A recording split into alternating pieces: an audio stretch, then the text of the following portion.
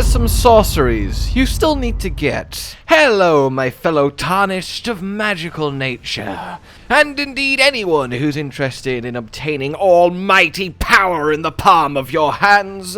This one is for you. From a meteor storm that can level cities at your command, to the unstoppable, unbridled wrath of Bubbles!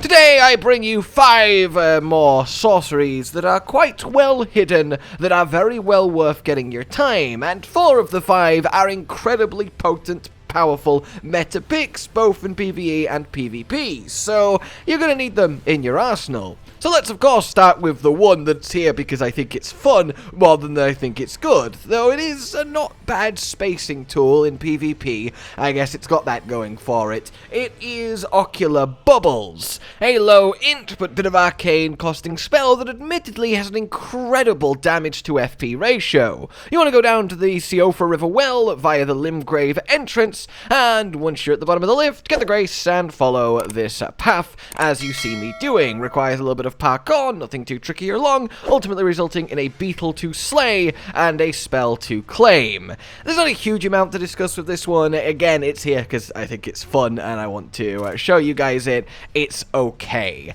Let's get on to the big boys, and the first big boy is just a big boy version of what we just talked about. Great Oracular Bubble! This thing is tremendous.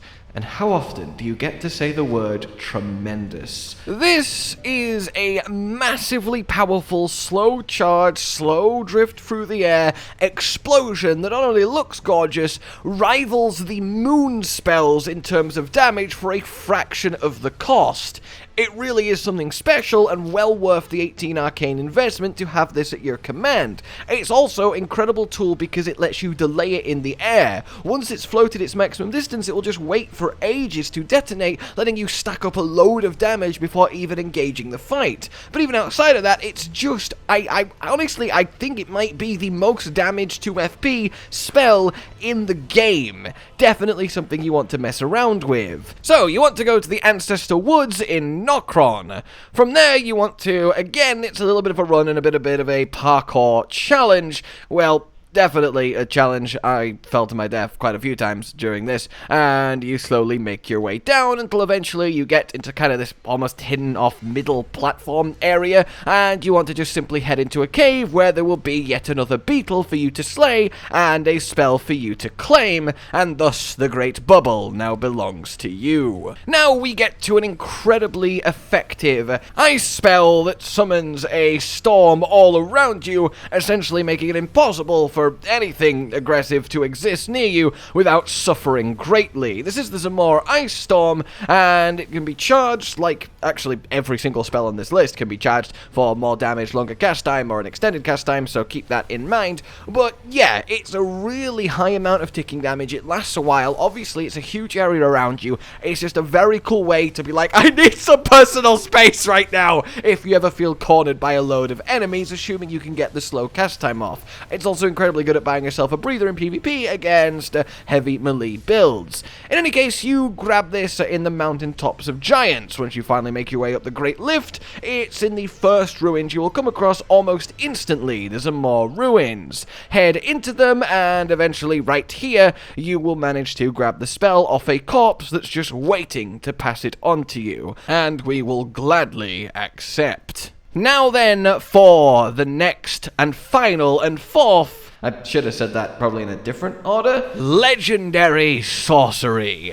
And indeed, along with Comet Azure and Stars of Ruin, another primeval sorcery. This is the Founding Rain of Stars, and it's just as pretty as it sounds. Requiring 52 int and 2 of your finest memory slots, it releases a downpour of star rain for a while! I don't know why things have to be so vague in Souls, I really don't. As it turns out, a while is about 5 seconds or so if you charge it to maximum, and only a couple seconds if you don't. Essentially then, it just spits out massively damaging star rain in a huge area in front of you for the duration of the spell, constantly doing damage to anyone who is unfortunate enough to stand in it.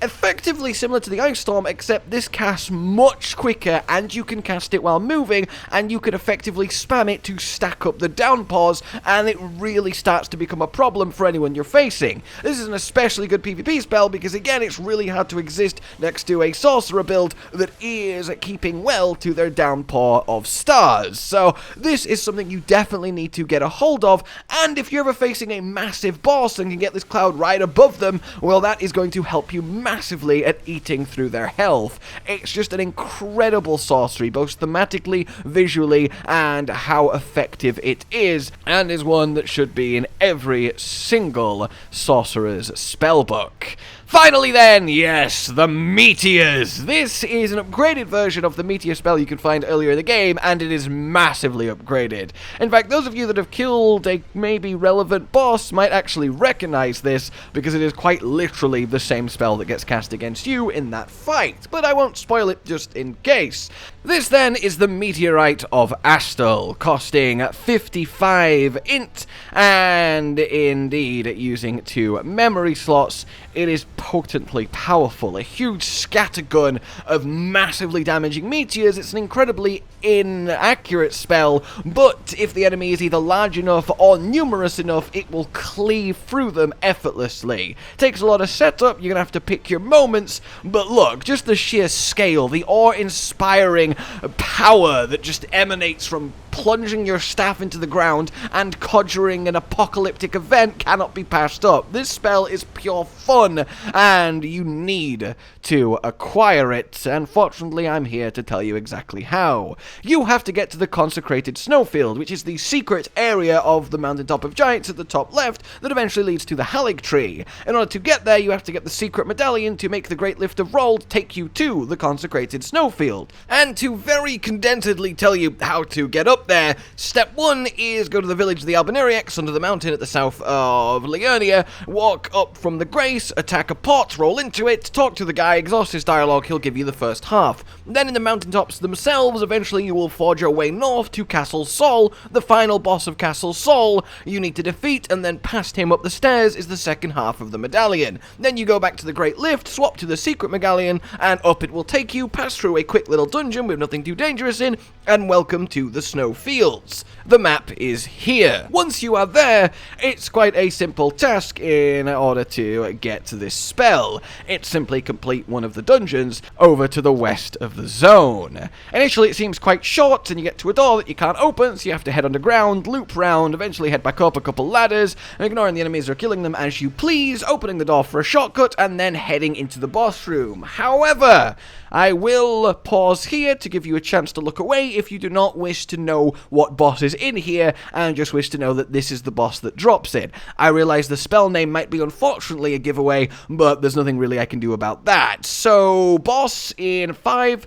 4, 3, 2, 1. Hello! Yeah, it's a round 2 with the Cthulian space horror, Jesus Christ, that you may well have fought on the Rani quest line if you've done that.